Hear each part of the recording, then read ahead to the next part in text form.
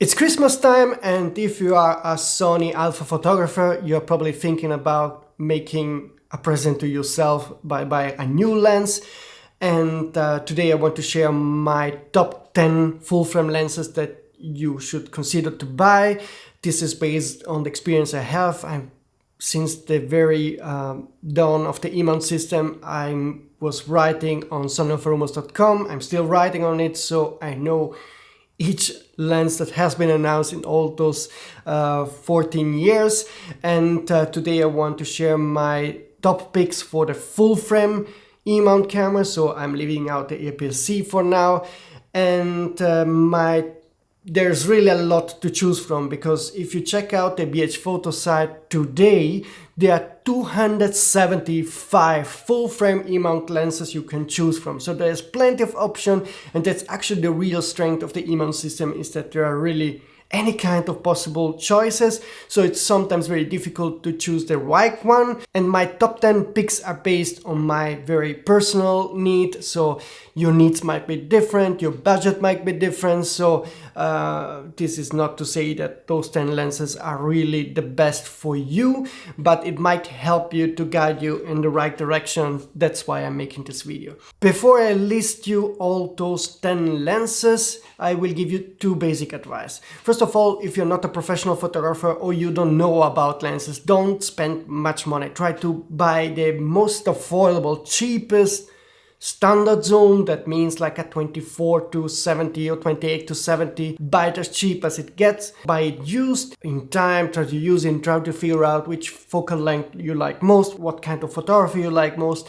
and only after that spend more money on a lens. It's really not worth to start buying some expensive GM lens and then realize after time that you don't really needed it. So that's my first advice. The second advice, if you know what you're doing, spend money on lenses. They tend to keep the value. A lens is good nearly forever, so I have less of a problem spending $2,000 on a good lens than $2,000 on a good camera. I would save my money on cameras because they decrease the value very fast in time. So would rather buy a very affordable, even used camera, and then spend my money on a very good glass than vice versa.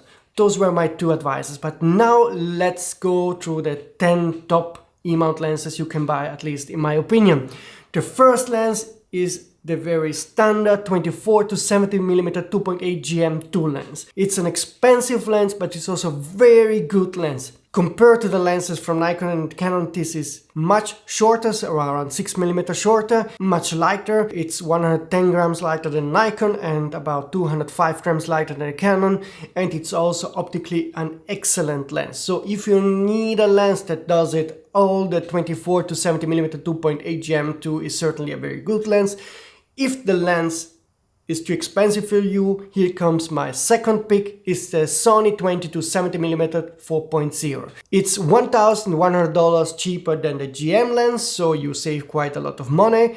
It's still a very good lens from an optical point of view. You lose one stop at every focal length, but that's not a big deal if you really don't need those 2.8. The 20-70mm G has also two advantages compared to the GM2. First of all, it starts at 20mm, which is kind of very useful for selfie, for example. If you make some vlogging, the 20mm is really useful. 24mm is too close for me. It's not good enough for vlogging. If you need a travel zoom lens that also does vlogging, the 20 to 70mm is a perfect lens. It's also much shorter, much lighter, easier to carry. Definitely a nice lens made by Sony. So those were my two choices for the standard zoom range. Now let's move on to my third pick, which is the Sony 70 to 200mm 4.0 G2 lens, the new version that has been announced this year. I really like this lens because it's very short, lighter than the previous version, and also it has additional macro capability.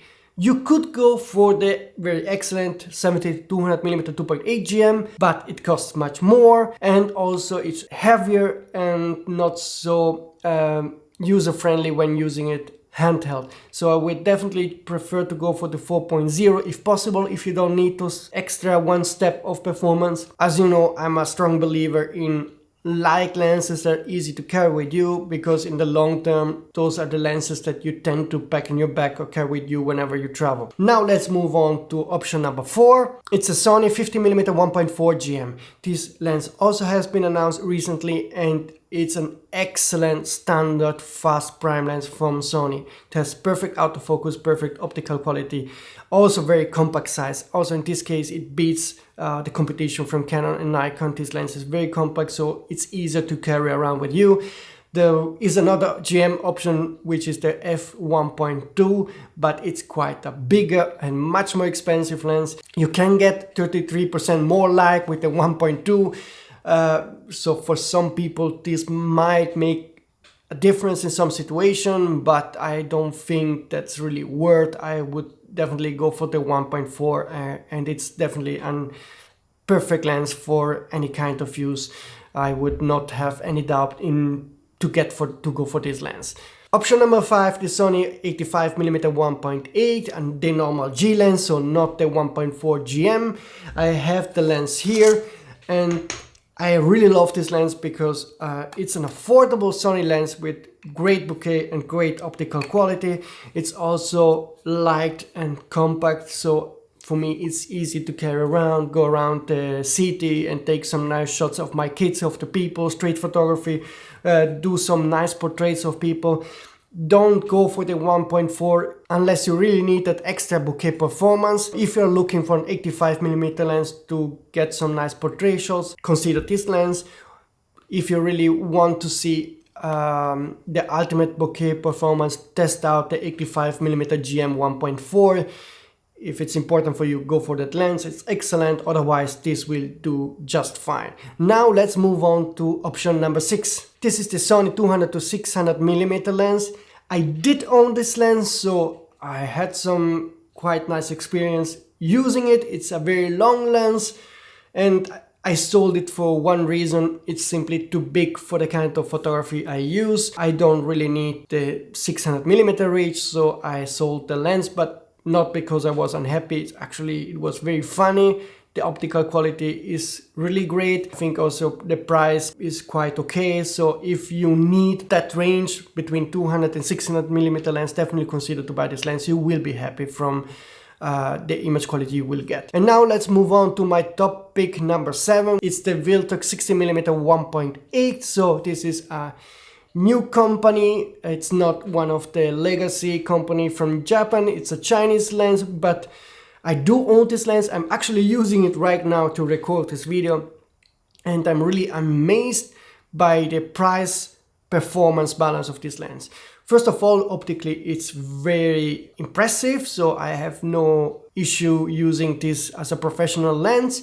What I really like is that it is really compact. It also takes filters, which you can't get on Sony and Sigma lenses. They have rear mount filters, but you don't have the possibility to really protect your wide angle prime on Sony and Sigma with a filter. You can do this on a Viltrox, and to me this is important because I'm often hiking and packing the lens in my backpack, so I want to be sure that it's protected, and therefore I did choose the Viltrox 60mm lens. I'm just super happy with it. The real impressive thing is that you get top image quality, super autofocus performance, compact size, and the possibility to protect your lens with a filter, and this comes for a very low price. This lens costs less than half than the competition. I know they have big plans for 2024. This will be big trouble for Sigma, Tamron and Sony, because the image quality is there, the autofocus performance is nearly there on top with Sony, and the pricing is just incredible low. So I'm really curious to see what Viltrox will do in 2024. Now let's move on to option number 8. It's the Sony 24mm 1.4 GM. This lens is fantastic, it's very compact, and actually this lens also made history because it was the first GM prime lens that actually really made a step forward in terms of optical performance and downsizing of the lens. From there we kept seeing new GM lenses that were optical on top but also very compact, and the 24mm really marks that day where Sony started to introduce those new designs of very compact and high quality GM lenses. and it's still one of the best lenses you can buy today for the E-mount system. So if you need a 24mm 1.4, definitely check out this lens. Now let's move to my top pick number 9, which is the Tamron 28 to 200mm full frame autofocus lens. And I do own this lens, I have it here. And this is my main lens for hiking. I live here in the middle of the Alps, so I hike often. I do ski tours, go mountain biking. It's a killer lens. It's affordable. It has a very high image quality. It has 2.8 at very wide end. It's very nice to have the 200mm at the tail end. I don't need anything more than that. It's super light, so I love it because of that. And now let's move on to my topic number 10, which is kind of a very unusual lens. First of all, it's a manual focusing lens. You need some skills to properly focus, also because it's 1.2, so it's hard to focus, but I truly love it because to me it made me a much better photographer. And this lens is the Voigtlander 40mm 1.2. This is obviously not the best lens. For example, there's a Voigtlander 50mm 1.2 that is optically superior than this one. But the 40mm makes a difference because it forces you to go closer to your subject, and it's something you feel in your image. The feeling is much more intimate to me, and I like it. And I like that the size is very compact.